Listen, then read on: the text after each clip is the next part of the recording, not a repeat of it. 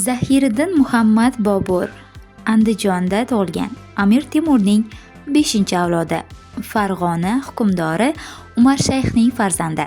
Bobur 12 yoshida taxtga chiqdi. 1503-1504-yillarda Afg'onistonni egalladi. 1519-1525 yillarda Hindistonga 5 marta yurish qiladi. 3 asrdan ortiq davom etgan Boburiylar saltanatiga asos solgan. 1530-yil Agra, Hindistonda vafot etgan. Qabri keyinchalik vasiyatiga ko'ra Qobulga ko'chirilgan. To'liq ismi Zahiriddin Muhammad ibn Umar Shayx Mirzo. O'zbek mumtoz adabiyotining yirik vakili, buyuk shoir, tarixchi, geograf, davlat arbobi, iste'dodli sarkarda, Boburiylar sulolasi asoschisi, Temuriy shahzoda. Boburning otasi Umar Shayx Mirzo Farg'ona viloyati hokimi, onasi Qutlug'nigor xonim Mo'g'uliston xoni va Toshkent hokimi Yunusxonning qizi edi. Boburning onasi o'qimishli va oqila ayol bo'lib, Boburga hokimiyatni boshqarish ishlarida faol ko'mak bergan. Harbiy yurishlarida unga hamrohlik qilgan. Umar Shayx Mirzo xonadoni poytaxt Andijonning arki ichida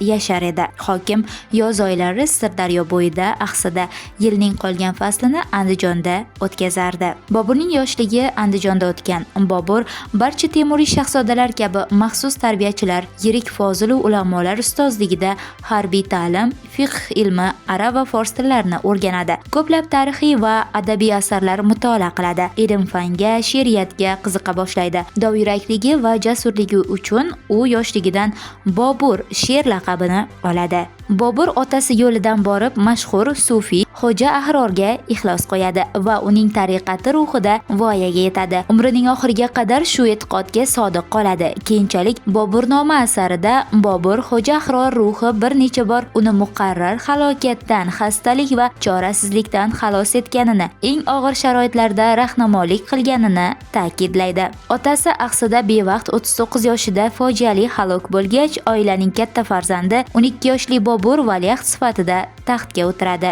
Movarounnahr 15-asr oxirida o'zaro nizolashayotgan Temuriy shahzodalar yoki mulkdor zodagonlar boshchilik qilib turgan, deyarli mustaqil bo'lib olgan ko'pdan ko'p viloyatlarga parchalanib ketgan edi. Movarounnahr taxti uchun kurash avjiga chiqqan, turli siyosiy fitnalar uyushtirilmoqda edi. Buning ustiga Umar Shayx Mirzoga tobe bir necha bek va hokimlar yosh hukmdorga, Boburga bo'ysunishdan bosh tortadilar. Ularning ayrimlari Boburning ukalarini yo'qlasa, ba'zilari mustaqillik da'vosini qiladi. Yana boshqa birlari Boburga raqib, boshqalari amaki, tog'alariga qo'shilib uni jismonan yo'qotish payiga tushadi. O'z amakisi va tog'asi bo'lmish Sulton Ahmad Mirzo bilan Sulton Mahmudxon xurujlarini daf qilgan Bobur hukmronligining dastlabki 2-3 yilida mavqeini mustahkamlash, bek va amaldorlar bilan o'zaro munosabatni yaxshilash, qo'shinni tartibga keltirish, davlat ishlarida intizom o'rnatish kabi muhim chora-tadbirlarni amalga oshiradi.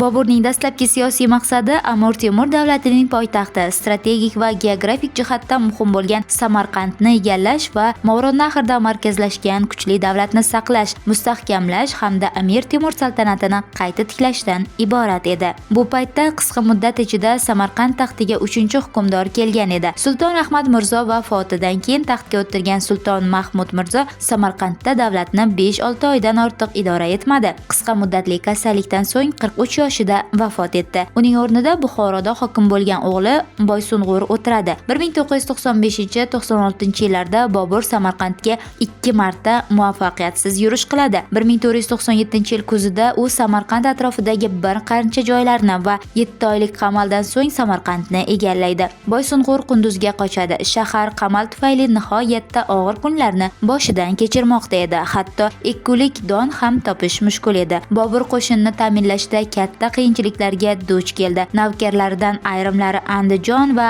Axsi tomon qochib ketadilar. Buning ustiga Andijonda qolgan ayrim beklar Boburdan yuz o'girib, uning ukasi Jahongir Mirzo tarafiga o'tadilar. Andijondan ko'ngli notinch bo'lgan va iqtisodiy qiyinchiliklarga uchragan, ayni zamonda og'ir xastalikni boshidan kechirgan Bobur Samarqandni 100 kun idora etgandan so'ng uni tark etishga qaror qiladi. Ammo Xo'jandga yetganda Andijon ham qo'ldan ketib, muxoliflar ixtiyoriga o'tganini eshitadi. Boburning Toshkent hokimi tog'asi Mahmudxon ko'magida Andijonni qayta egallashga urinishi natija bermaydi. Bu muvaffaqiyatsizlik Bobur qo'shiniga salbiy ta'sir etib, ko'pchilik bek, navkarlar 708 kishi Boburni tark etadi. O'ziga sodiq 200-300 kishilar bilan qolgan Bobur ma'lum muddat Xo'jandda turgach, Toshkentga Mahmudxon huzuriga kelib, Andijonni qaytarib olish rejasini tuza boshlaydi.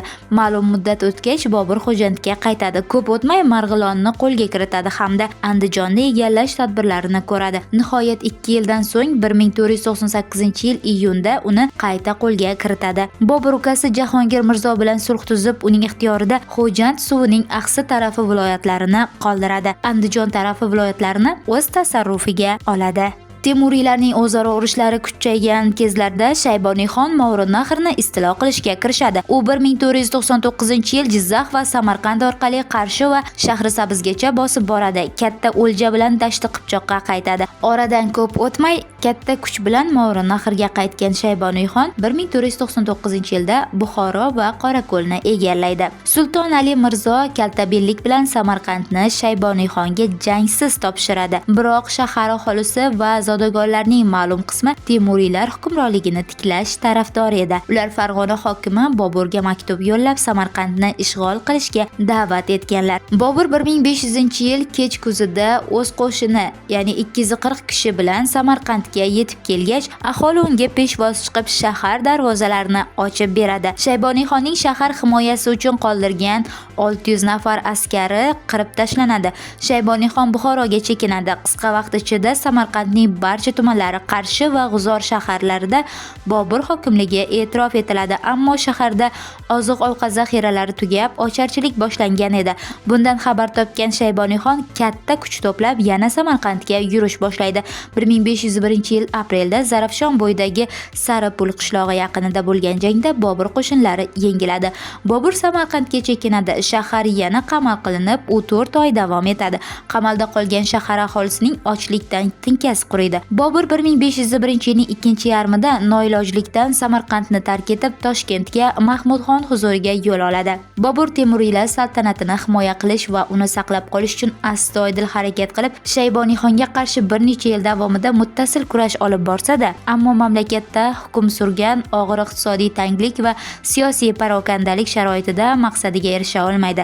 1503-yil Toshkent xoni Mahmudxon, Bobur va qalmoqlarning birlashgan qo'shini Shayboniyxon tomonidan Sirdaryo bo'yida tormor qilinadi. Bobur Samarqand taxti uchun kurashayotgan paytda Andijonni Sulton Ahmad Tanbal egallab oladi. 1504-yillarda Bobur Farg'ona mulkini qaytarib olish uchun Sulton Ahmad Tanbal Jahongir Mirzolarga qarshi olib borgan kurashi muvaffaqiyatsizlik bilan tugaydi. Temuriylarning to'xtovsiz janglari va og'ir soliqlardan toliqqan xalq Boburni qo'llamaydi va u Movarounnahrni tark etishga majbur bo'ladi. Bobur 200-300 navkari bilan Hisor tog'lari orqali Afg'onistonga o'tadi va u yerdagi ichki nizolardan foydalanib G'azni va Kobulni egallaydi. Bobur Kobulni egallagach mustaqil davlat tuzishga jadal kirishadi. Qo'shinni tartibga keltiradi, qattiq ichki intizom o'rnatadi. Kobulga umuman Afg'onistonga Bobur o'z yurti kabi qaradi. Qurilish, obodonlashtirish, kasb-u hunar va qishloq xo'jaligini rivojlantirish ishlarini boshlab yubordi. Bog'i Shahroro, Bog'i Jahonoro, O'rtabog', Bog'i Vafo va Bog'i Bobur kabi oromgohlar tashkil etdi. Shahar ichidagi Boloxsor qal'asini o'z qarorgohiga aylantirib, uni qayta ta'mirlatdi. Yangi imoratlar qurdirdi va oilasi bilan shu qal'ada yashadi. Uning Humoyun, Gulbadan begim, Kamron va Hindol ismli farzandlari shu yerda tug'iladi. 1506-yil bahorda vafot etgan Qutlug' Nigor xonim Mirzo Ulug'bek shu yerda bunyod ettirgan Bog'i Navro'ziyga dafn etiladi. Bobur Afg'onistonda bir fotih sifatida emas, balki shu el, shu yurt obodonligi va ravnaqi uchun jon kuydirgan tadbirli hukmron sifatida qizg'in faoliyat ko'rsatdi. Uning manfaatlari yo'lida odilona va oqilona ish tutdi. Afg'onistondagi amaliy faoliyatiga ko'ra Bobur butun Xuroson va Movarounnahrda qudratli davlat boshlig'i va muzaffar sarkarda sifatida katta obro' orttira bordi. Mintaqadagi siyosiy hayot e'tiborli o'ringa ko'tarildi. Shayboniylarning tobora kuchayib borayotgan yurishiga qarshi birgalikda chora ko'rish masalasida Sulton Husayn Bayqaro barcha barcha temuriy hukmdorlar qatorida Boburni ham maslahat yig'iniga maxsus taklif etishi ana shunday yuksak nufuzni ko'rsatuvchi dalildir. Bobur shu taklif bo'yicha Hirotga otlandi. Husayn Bayqarovning to'satdan vafot etishiga qaramay, u Hirotga bordi va temuriy hukmdorlar bilan uchrashib, muzokaralar o'tkazadi. Temuriy hukmdorlarning birlashib Shayboniyxon qo'shinlariga to'siq qo'yish rejalari amalga oshmaydi va tez orada birin-ketin mag'lubiyatga uchrab, saltanatni batamom qo'ldan chiqaradilar. 1507-yil boshlarida Bobur Hindistonga yurish boshlaydi, ammo bu urinishi muvaffaqiyatsiz tugab, yana poytaxt Kobulga qaytadi. Bobur Movarounnahr va Xurosondagi siyosiy vaziyat va urush harakatini kuzatib boradi. O'z qo'shinlarini doimiy shay tutadi. Shayboniyxon Xurosonning yirik markazlarini qo'lga kiritgach, Eronni zabt etish uchun yurish boshlaydi, ammo Eron shohi Ismoil Safaviy bilan qattiq to'qnashuvda yengiladi. O'zi ham Marvda halok bo'ladi. Shoh Ismoil Xuroson va Movarounnahrga qo'shin kiritib, Shayboniylarga ketma-ket shikast yetkaza boshlaydi. Bobur shoh Ismoil bilan harbiy siyosiy ittifoq tuzib, 1511-yil bahorida Hisorni, yozida Buxoroni, oktyabr boshida esa Samarqandni yana qo'lga kiritadi. Boburning Shia mazhabidagi Eroniylar ra'yi bilan ish tutishi alohida norozilik tug'diradi.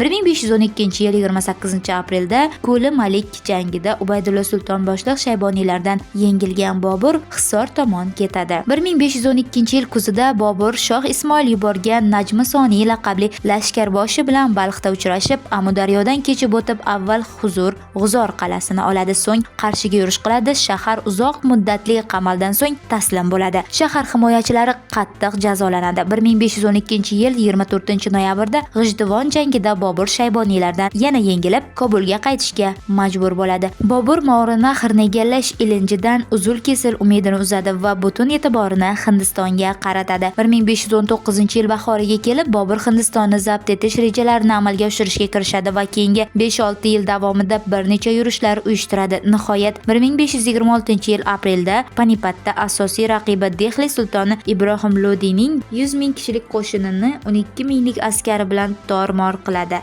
hamda Dehlini egallaydi. Oradan ko'p o'tmay ikkinchi yirik Hind sarkardasi Rano Sango ustidan ham zafar qozonib, Shimoliy Hindistonning Bengaliyagacha bo'lgan qismini o'ziga bo'ysundiradi. Agrani o'ziga poytaxt sifatida tanlagan Bobur katta qurilish va obodonchilik ishlarini boshlab yuboradi. Shu tariqa Bobur Hindistonda 3,5 asrga yaqin hukm surgan qudratli Boburiylar sulolasiga asos soladi. Bobur Hindistonda ham xuddi Afg'onistonda bo'lganidek ko'plab ijtimoiy xayrli ishlarni amalga oshirdi. Mamlakat taraqqiyotiga jiddiy ta'sir ko'rsatdi. Tarqoqlik va parokandalikka o'zaro ichki nizo qirg'inlarga barham berib, viloyatlarni birlashtirdi. Markazlashgan davlatni mustahkamlash va yurtni obodonlashtirishga, ilm-hunar va dehqonchilikni rivojlantirishga katta e'tibor qaratdi. Qurilish ishlariga boshchilik qildi. Boburning o'z guvohligiga ko'ra, shoir sifatida ijodiy faoliyati Samarqandni ikkinchi marta egallagan vaqtida boshlagan. Ul fursatlarda biror ikkirar bayt aytur edim, deb yozadi u. Bobur Samarqanddaligining ilk oylarida Alisher Navoiy tashabbusi bilan ular o'rtasida yozishma boshlanadi. Bobur atrofida ijodkorlar to'plana boshlashi ham shu yillarga to'g'ri keladi. Jumladan Binoyi, Abul Baraka va Bobur o'rtasidagi ruboiy mushoirasi Samarqanddagi qizg'in adabiy hayotdan darak beradi. Umuman davlat arbobi va ko'p vaqti jangu jadallarda o'tgan sarkarda sifatida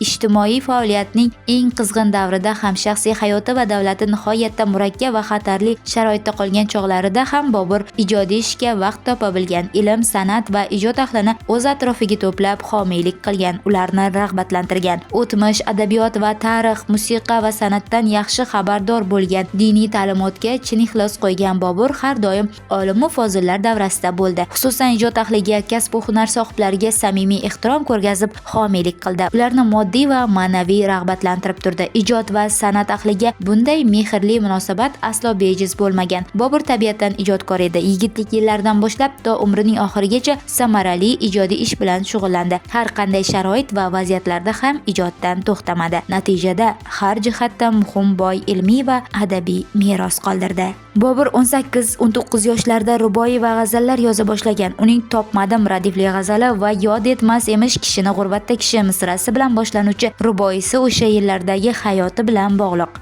Boburning ulkan san'atkorligi shundaki, shaxsiy kechinmalarini jiddiy umumlashma tarjima darajasiga ko'tara oldi va natijada asarlarida olg'a surilgan g'oyalar umuminsoniy qadriyatlar darajasiga ko'tarildi. Bobur ijodida, xususan she'riyatda kindik qoni to'kilgan ona yurtini dilidan qo'msash, uning tuprog'iga talpinish, g'ariblik azoblaridan o'tli hasrat, yoru diyor sog'inchi va visol ilinji, taqdir zarbalari va turmush uqubatlari, zamona nosozliklaridan nola badiiy tahlil etiladi. Bobur ijodida ishq, muhabbat, sevgi, sadoqat, visol va hijron mavzui ham salmoqli o'rin tutadi. Uning g'azal va ruboiylarda, tuyuq va masnaviylarda ma'shuqaning maftunkor go'zalligi, beqiyos husni latofati, sharqona odobi, axloqi, nozik karashmasi, yengil va o'ynoqi musiqiy va ravon misralarda katta mahorat bilan tarannum etiladi. Boburning o'z she'riy asarlarini to'plab devon holiga keltirgan sanani ko'rsatuvchi aniq tarixiy ma'lumotlar ma'lum emas. Ammo Boburnomaning 1518-19 yillar voqealari bayoniga bag'ishlangan faslida Bobur devonini Kobuldan Samarqandga yuborganligi to'g'risida so'z boradi. Demak, shu yillarda uning